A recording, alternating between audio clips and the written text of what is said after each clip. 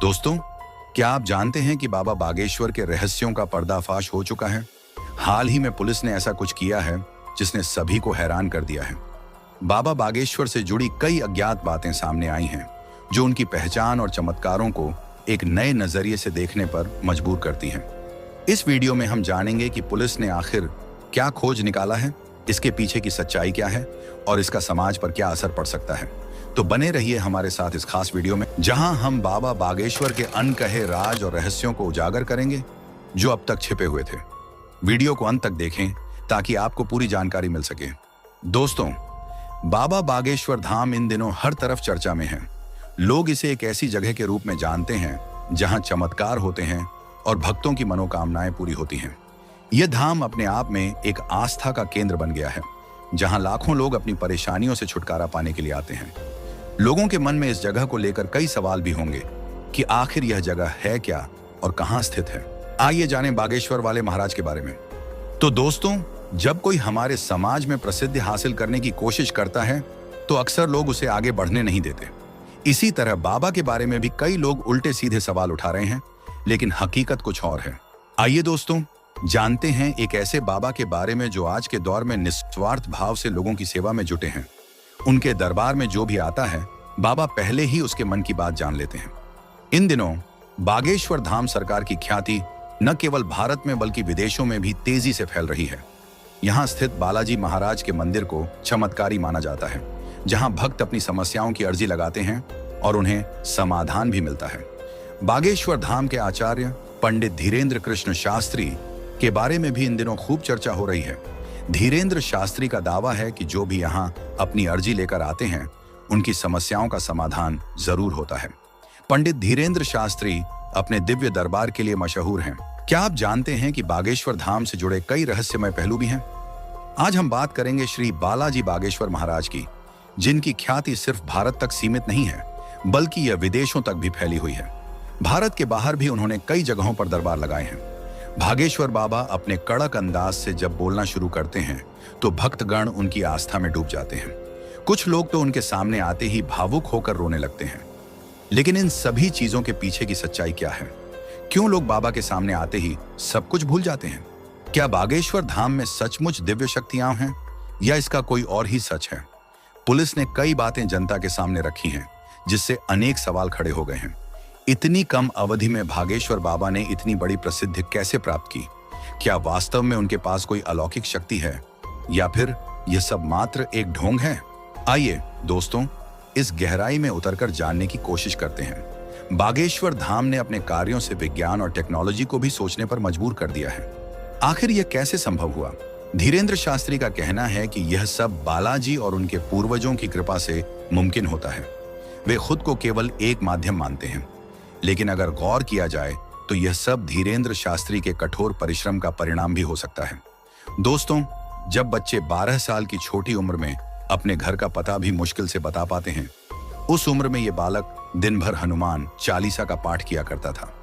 इस निरंतर जाप ने उनकी बुद्धि को इतनी गहराई से प्रभावित किया कि आज वह उस स्तर पर पहुंच गए हैं जहां उन्हें किसी की बात समझने में पल भर का समय नहीं लगता।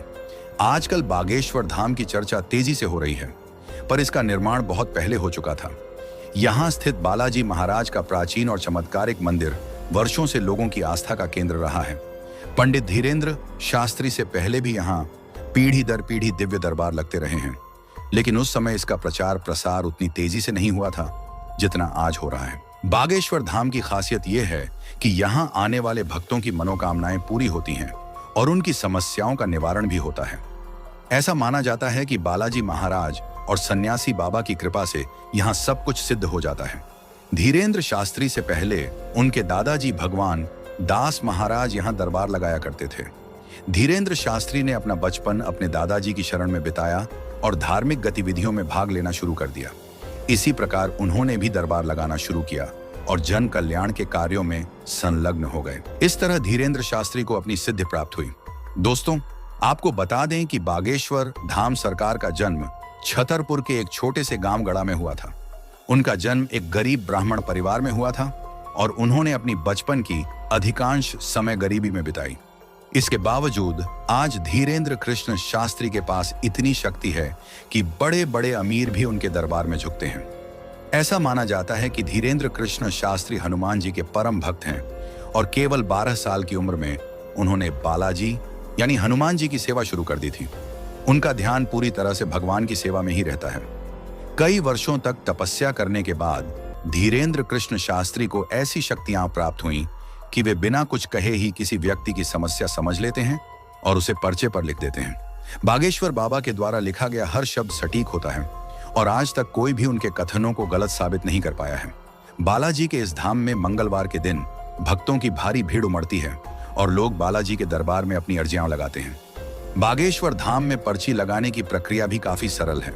यहाँ आपको अपनी समस्या एक पर्ची पर लिखनी होती है, जिसे आप लाल कपड़े में नारियल के साथ बांधकर परिसर में रखते हैं। यहाँ आपको लाल, पीले और काले कपड़े में लिपटे हुए नारियल मिलेंगे। इसके पीछे की वजह यह है कि अगर आपकी अर्जी साधारण है तो नारियल को लाल कपड़े में बांधें, अगर शादी विवाह से जुड़ी है तो इसे पीले कपड़े में लपेटें और अगर अर्जी प्रेत बाधा से संबंधित है तो नारियल को काले कपड़े में लपेटें। यह भी माना जाता है कि अगर आप यहाँ आकर यह नहीं कर सकते तो आप अपने घर में पूजा स्थल पर नारियल के साथ अपनी अर्जी लगा सकते हैं। ऐसा विश्वास है कि घर पर लगी अर्जी भी बालाजी सुन लेते हैं।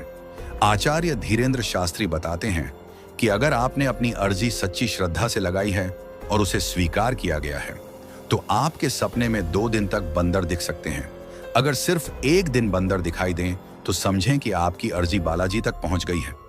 अर्जी के स्वीकार होने पर घर के किसी सदस्य को सपने में 2 दिन तक बंदर दिख सकते हैं। अगर आपकी अर्जी स्वीकार नहीं हुई और बंदर नहीं दिखे तो आपको अगले मंगलवार को फिर से यह उपाय करना चाहिए। इस उपाय को 2-3 मंगलवार तक दोहराने से अर्जी अवश्य स्वीकार हो जाती है। अब हम आपको एक युवक की कहानी बताते हैं जो पंडाल में अर्जी लगाने आया था। बागेश्वर धाम सरकार अपने दिव्य दरबार में चमत्कार दिखाते हैं और पर्चे लिखकर लोगों की समस्याओं को बताते हैं। टीकमगढ़ में आयोजित राम कथा के दौरान बागेश्वर धाम सरकार ने अपने दिव्य दरबार में ऐसा अद्भुत चमत्कार दिखाया कि वहां उपस्थित सभी श्रद्धालु हैरान रह गए। दरअसल एक भक्त ने बाबा के दरबार में अपनी अर्जी लगाई थी। इस भक्त ने पर्ची लिखने से पहले ही खुद अपनी पर्ची तैयार कर ली थी और उसे अपने सिर पर बंधे रुमाल में छिपा कर रखा था। जब बागेश्वर धाम सरकार ने अपनी पर्ची निकाली तो उसमें वही बातें थीं जो उस युवक ने अपनी पर्ची में लिखी थी। इस पर युवक ने बागेश्वर धाम सरकार से कहा, मैं तो अनुसूचित जाति से हूं। युवक की बात सुनकर बागेश्वर धाम सरकार ने जवाब दिया, मैं साफ कहता हूं कि मैं जातिवाद में विश्वास नहीं करता। मैं अपने आदर्श श्री राम के मार्ग पर चलता हूं, जिन्होंने शबरी के घर बेर खाए और आचार्य वशिष्ठ जी के घर भी गए। इसी कारण मैं जातिवाद पर भरोसा नहीं करता। तो दोस्तों, आपको आज की यह वीडियो कैसी लगी? अपने विचार कमेंट्स में जरूर बताएं। अगर वीडियो पसंद आई हो तो लाइक और शेयर करें और चैनल को सब्सक्राइब करना न भूलें। आप सभी का बहुत बहुत धन्यवाद।